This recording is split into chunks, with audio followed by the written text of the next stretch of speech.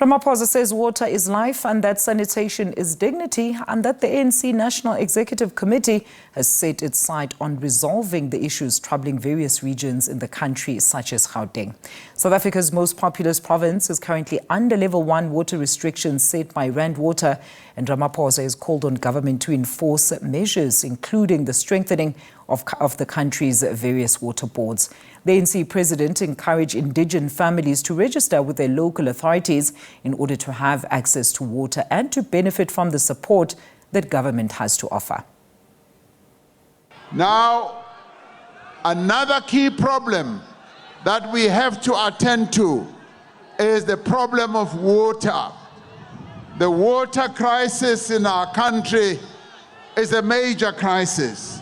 The National Executive Committee of the ANC has resolved that we must now focus on water at a national level and ensure that we embark on various initiatives, because water is life, because water is what keeps all of us alive, and sanitation is dignity.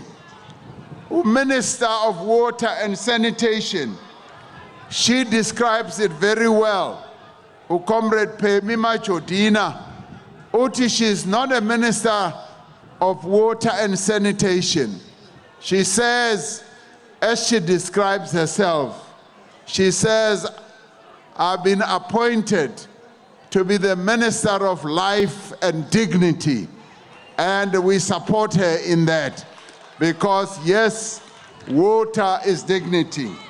Accordingly, we have decided to elevate the issue of water as the #1 issue that we need to focus on, having learned from what we did with electricity.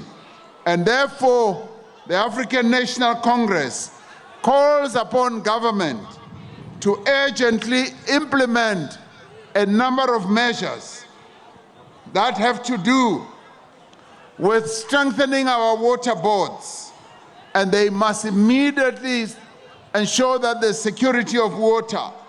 We must address aging municipal water infrastructure. We must also address the issue of financing for water infrastructure. And we must make sure that law enforcement agencies pay attention and deal with the sabotage and the theft that continues to hamper the good functioning of water, and the corruption that is perpetrated by some who are involved in water tankering.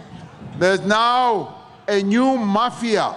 There's the water mafia who have now come to the fore. But we must also deal with illegal water connections. And we must also deal with formalization of our informal settlements so that they are able to get proper water services. And in the face of the high living costs, we need to increase the issue of attending to the indigent households, and they must be put on the registers so that they are able to benefit from the assistance and support that government has to give.